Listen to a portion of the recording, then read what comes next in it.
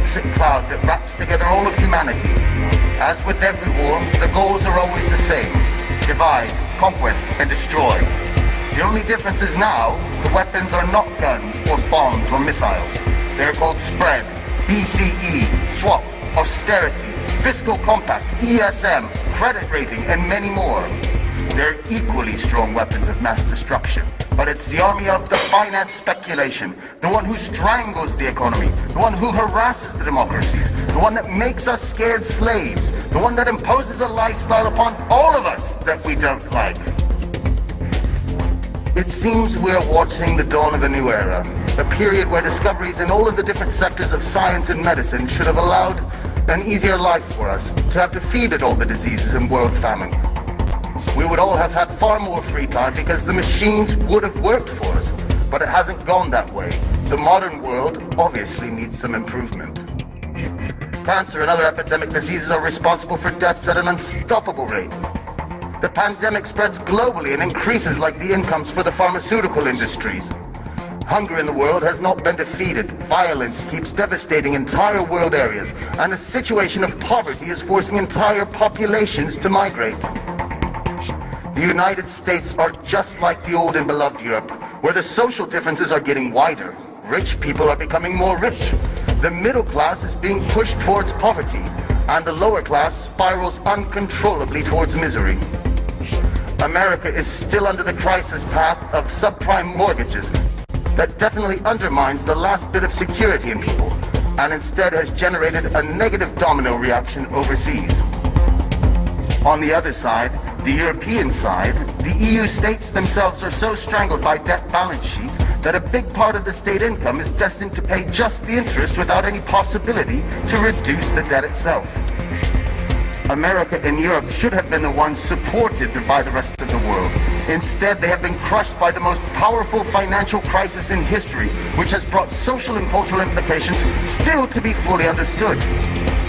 Are we so sure that the American and European situation had different origins as the media wants us to believe? Or instead, are they just two faces on the same coin? Maybe it's the final attack for the world supremacy from an entity that doesn't have a flag or state or affinity. The New World Order, the one of finance, which has slowly taken control, taken it away from the politician, which has in turn become a slave to the system. Nobody tries to raise their voice. No single representative of the sovereign population dares to speak up. But I will. We have to reclaim the power, to snatch it away from the powers of finance, the finance that magically creates money from nowhere. We must instead give it back to the citizens of the economy in the name of prosperity, wealth, and freedom. No political leader will ever say that money is being printed in a private institution. However, the European Central Bank is private, and the American Federal Reserve is private, and yet the banks flutter on nothing. You must know that if tomorrow all the owners of bank accounts and other deposits should arrive in the bank to take away their cash, only the first 3% could be satisfied before finishing the cash money.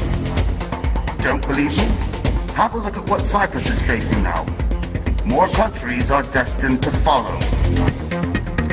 Maurice Allais, winner of the Nobel Prize for Economics, wrote in 1999, "The actual money creation from nowhere operated by the bank system is identical to the creation of money by forgers. The results are basically the same. The only difference is who gets the profit of it." More than 80 years ago, Bertolt Brecht wrote in Santa Giovanna di Mascelli that it was more criminal to establish a bank and then rob it. Aha! Now there's a true prophet. At the time, the weapons of mass destruction were not yet created by finance. Which ones? Well, between the lies and the misleading, all at the service of finance, the choice is huge. The ESM, for example, is the European mechanism of stability. Or is it? The new Save the State funds, or as we all know in reality, are the bailouts to help just the banks and businesses. Just take a look at Greece. For all of this support, 52% goes to the international banks and to the business owners to help them, to reward them, to save them. There is 23% which goes to the European Central Bank, Then there is 20%, which is designated for the Greek ranks. And finally, just a meager 5% actually goes to the Greek state and their citizens. Something, or should I say some things, are clearly wrong here. You must understand something. The user is only afraid of one thing, which is that his client will die. The user has to constrict them so he can make them a slave, but the client doesn't have to die. I'd like you to keep in mind something very important, which is when all of us are asked to tighten up the belt, is Europe asked to do the same?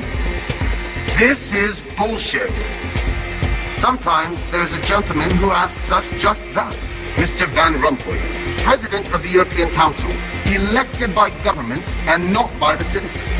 This person has been called out publicly by a British deputy in 2010 as being, quote, expert, capable, and dangerous, the silent killer of European democracy and European nations. No. He is wrong. He is just another slave of finance. A slave of the big banks, of Goldman Sachs, One for All, the big names, Bilderberg, Aspen, Trilateral, and these names, these conspirators, they all want us to believe that it's a lie. Conspiracies, as they call it, but instead it's all true. We are familiar with one of the big, powerful people in the world. 50 years ago, in 1963, President Kennedy signed the 1110 Act, where he took away the exclusivity from the Federal Reserve and gave the Treasury Department the faculty to print money. This was a big strike to overpower the Fed, which, by the way, is a private bank, and also the banking system. It was June 4th, 1963, and less than 6 months later, President Kennedy was killed. Coincidence? Obviously. You must realize that changing politics is simply not enough. Even swapping out the old caste in the current parliament won't work. The real revolution is an internal act. It is in our conscious, and it is based on changing our mental perception, to pass our egocentrism, and to acknowledge what is the final goal in our society. Not the profit for a few, but a wealth for all. You, just tell me, are you happy? So, from this moment, since the finance started the war, I declare to the men and women of power, so big, so few, so timid, with what weapons shall we fight back? With the power of information, with communication and the sharing of my knowledge, with all of the people in the world rising up as one voice. Now, they know that I know, but now you know as well. My friends, happiness is freedom. Freedom is still in the distance, but the choice has been made.